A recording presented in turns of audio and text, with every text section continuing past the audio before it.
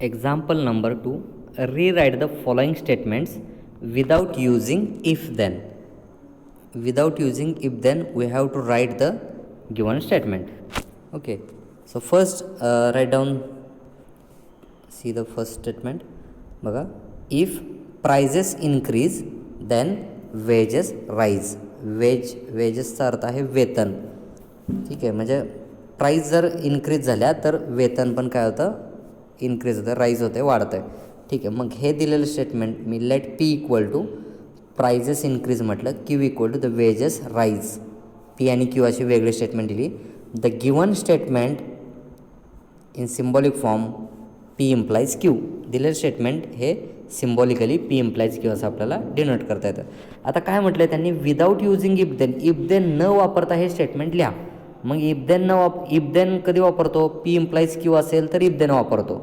Otherwise मग आता त्याला दुसरा पर्याय काय, तर हे एक मग असे कंडिशनल लॉ आपण बघितला, P implies Q equal to पहिल्याचं negation P or Q second statement as it is. हा एक आपल्याला ऑप्शन आहे. काय ऑप्शन आहे की इम्प्लाइजच्या ऐवजी निगेशन पी ऑर क्यू आपल्याला लिहिता येऊ शकतं, दोघं इक्विवॅलन्स आहेत म्हणून. मग ह्याच्यात इफ देन कुठे येणार नाही कारण ऑर आहे मध्ये. मग आपण काय करूया, आता हे दिलेलं जे स्टेटमेंट आहे पी क्यू स्टेटमेंट, दोन स्टेटमेंट आपल्याला दिलेत, तर ती आपण ह्या फॉर्मॅटमध्ये लिहूया. या सिम्बॉलिक फॉर्मप्रमाणे त्याचं वर्डिंग. मग काय येते, निगेशन ऑफ पीचं निगेशन करायचं. या प्राइजेस डू नॉट इन्क्रीज मध्ये ऑर आहे, so or Q statement as is the wages rise. मग हे झालं ह्या गिवन स्टेटमेंट आपण अशा पद्धतीने लिहू शकतो. ह्यात कुठे इफ देन येत नाही. पण तुम्ही जर पी इम्प्लाइज क्यू लिहायचं म्हटलं तर ते तुम्हाला इफ आणि देन असं लिहावं लागेल. ठीक आहे, पुढचं बघूया. If it is cold then we wear woollen clothes. If it is cold म्हणलं, मग पी स्टेटमेंट झालं it is cold, Q statement झालं वी वेअर उलन क्लोथ्स. मग आता हे दिलेलं स्टेटमेंट हे या फॉर्ममध्ये पी इम्प्लाइज क्यू फॉर्ममध्ये, आपल्याला तर ते इम्प्लाइजमध्ये ठेवायचं नाही. मग बाय कंडिशनल लॉ आपल्याला हे लिहिता येतं, निगेशन पी ऑर क्यू असं लिहिता येतं. मग दिलेलं statement negation P or Q फॉर्मॅटमध्ये लिहा. The given statement can be written as negation of P. पीचं निगेशन काय होणार आहे, इट इज नॉट कोल्ड मध्ये or Q statement as it is we wear woollen clothes. हे ॲज इट इज राहील.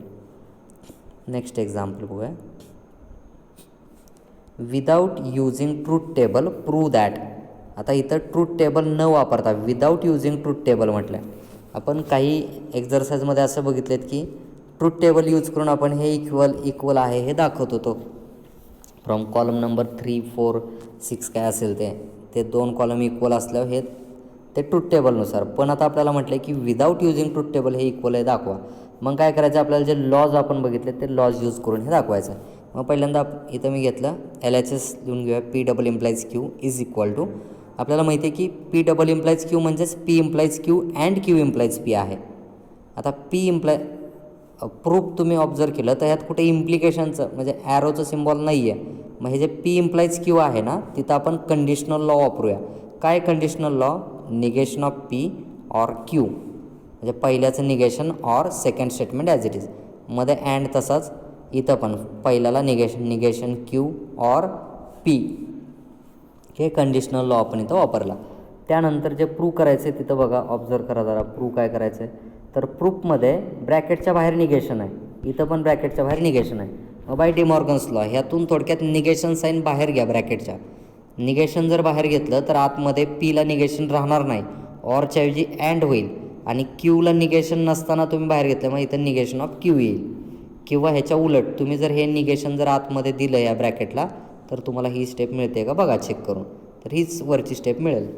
And तसंच इथून पण निगेशन तुम्ही बाहेर घेतलं तर क्यूचं निगेशन गेलं, इथं फक्त क्यू राहिला. अँड पीला निगेशन नव्हतं, तिथं आलं निगेशन पी. मग हेच आपल्याला प्रूव्ह करायचं होतं इथं बघा, हेच प्रूव्ह झालं. सेकंड एक्झाम्पल बघूया. इथं पण काय करायचं, इक्वल दाखवायचं, हे is equivalence to negation P दाखवायचं. मग जे दिलं आहे ते लिहून घ्या, LHS इक्वल टू. आता वन बाय वन स्टेपनं आपण जाऊया. सगळ्यात आधी आता ही इथं काय आपल्याला लगेच काय करता येणार ते आहे असं लिहून घेतलं बघा. Or negation p and Q as it is. इथं बघा पहिल्या इथं निगेशन दिलं आहे. हे निगेशन आधी अप्लाय करा. डिमॉर्गन्स लॉ म्हणतो आपण त्याला. हे निगेशन ब्रॅकेटवर अप्लाय करा.